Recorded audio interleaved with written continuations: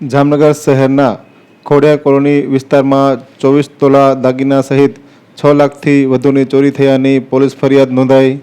જામનગરના પોલીસ મથકમાં આજે સવારે 9 વાગ્યા આસપાસ જાહેર કરવામાં આવેલી વિગતો મુજબ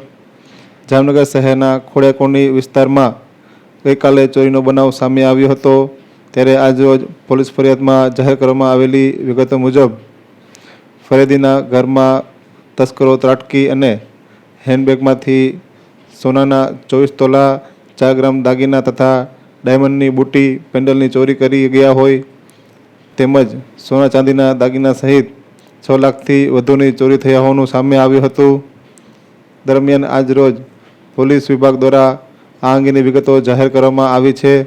અને તસ્કરોને શોધી કાઢવા પોલીસે તપાસ હાથ ધરી છે. જામનગર સીટીસી ડિવિઝન પોલીસ સ્ટેશનમાં ખોડિયાર કોલોનીમાં જૂની આરામ કોલોનીમાં જે ચોરીનો ગઈકાલે બનાવ બનેલો છે તેની વિગત એ મુજબ છે કે જે આ મકાનમાં જે ભાડેથી જે રહેતા હતા વ્યક્તિ એ બપોરના સમયે મકાન બંધ હોય તે સમયે કોઈ અજાણ્યા ઈસમ દ્વારા મકાનના પાછળના ભાગે આવેલા દરવાજામાં નીચેના ભાગેથી તોડી અને પાછળનો દરવાજો ખોલી ત્યાંથી ઘરમાં પ્રવેશ કરી અને ઘરમાં અલગ અલગ બેડરૂમમાં અને રૂમમાં રહેલા કબાટોમાંથી સોનાના અલગ અલગ જે દાગીના છે તેની ચોરી કરવામાં આવેલી છે. જે ચોરીમાં આશરે કુલ અલગ અલગ જ્વેલરી મળીને આશરે 24 તોલા સોનું અને જેની કિંમત 6,01,000 રૂપિયા જેટલી થાય છે એ બાબતના કુલ ચોરી થઈ છે.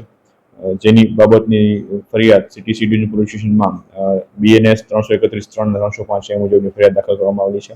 અને અલગ અલગ ટીમો LCB અને સીટીસી ડિવિઝનના સ્ટાફ દ્વારા આ પ્રકારની ઇન્વેસ્ટિગેશન ચાલુ છે.